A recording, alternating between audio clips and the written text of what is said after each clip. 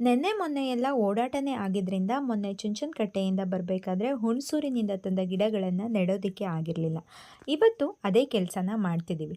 ನನ್ನ ಓಲ್ಡ್ ಶಾರ್ಟ್ಸಲ್ಲಿ ಹೇಳಿರೋ ಹಾಗೆ ಟೆರೆಸ್ ಗಾರ್ಡನಿಂಗ್ನ ಹೊಸದಾಗಿ ಶುರು ಮಾಡಿದ್ದೀವಿ. ಹಾಗಾಗಿ ಹೊರಗಡೆ ಹೋದಾಗ ಗಿಡಗಳ ಕಂಡಲ್ಲಿ ಒಂದೆರಡು ಗಿಡಗಳನ್ನ ಹಿಡ್ಕೊಂಬರ್ತೀವಿ. ಟೆರೆಸ್ ಗಾರ್ಡನಿಂಗ್ ಯಾಕೆ ಅಂದರೆ ನಮ್ಮ ಹಸ್ಬೆಂಡ್ ಮನೇಲಿ ಗಿಡಗಳನ್ನ ನೆಡೋದಕ್ಕೆ ಸಾಕಷ್ಟು ಜಾಗ ಇಲ್ಲ. ಅಮ್ಮನ ಮನೇಲಿ ಮನೆ ಸುತ್ತ ಗಿಡ ಮರಗಳನ್ನು ನೋಡಿರೋ ನನಗೆ ಇಲ್ಲಿ ಎಲ್ಲ ಬೋಳ್ ಅನಿಸುತ್ತೆ. ಜೊತೆಗೆ ದೇವರ ಪೂಜೆಗೂ ಅಕ್ಕಪಕ್ಕದ ಮನೆಯಿಂದ ಹೂ ಕಿತ್ಕೊಂಬರೋದು, ಒಂದೊಂದು ದಿನ ಒಂದು ಹೂ ಸಿಗದೇನೆ ಪೂಜೆ ಮಾಡಬೇಕಾದಾಗೆಲ್ಲ ತುಂಬ ಬೇಜಾರಾಗ್ತಿತ್ತು.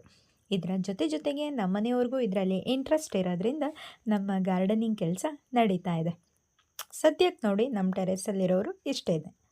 ಅದರ ಜೊತೆಗೆ ಇವತ್ತಿನ ಮತ್ತೊಂದು ನ್ಯೂಸ್ ಏನಂದರೆ, ಲಾಸ್ಟ್ ವೀಕ್ ಕನ್ನಡ ಲೋಕ ವೆಬ್ಸೈಟಿಂದ ಆರ್ಡರ್ ಮಾಡಿದ್ದ ಪುಸ್ತಕಗಳಲ್ಲಿ 2 ಪುಸ್ತಕಗಳು ಮಿಸ್ ಆಗಿದ್ದೆ ಅಂತ ಹೇಳಿದ್ನಲ್ಲ, ಆ ಪುಸ್ತಕಗಳು ಇವತ್ತು ಬಂದಿವೆ. ಇವೇ ಆ 2 ಪುಸ್ತಕಗಳು: ತೇಜಸ್ವಿಯವರ ಅಣ್ಣನ ನೆನಪು ಮತ್ತು ರವಿ ಬೆಳಗೆರೆಯವರ ಹಿಮಾಲಯನ್ ಬ್ಲೆಂಡರ್.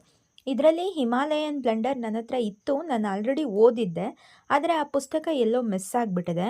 ಇವಾಗ ಈ ಪುಸ್ತಕಕ್ಕೆ ತುಂಬ ಡಿಮ್ಯಾಂಡ್ ಬರ್ತಿತ್ತು, ಅದಕ್ಕೆ ಇನ್ನೊಂದು ಕಾಪಿ ತರಿಸಿದ್ದೀನಿ. ಹಾಗೆಯೇ ನಿಮ್ಮಲ್ಲಿ ಯಾರಾದರೂ ಸೆಕೆಂಡ್ ಹ್ಯಾಂಡ್ಗೆ ಬುಕ್ಸ್ಗಳನ್ನ ಸೇಲ್ ಮಾಡೋರಿದ್ದರೆ ಕಮೆಂಟ್ ಮಾಡಿ.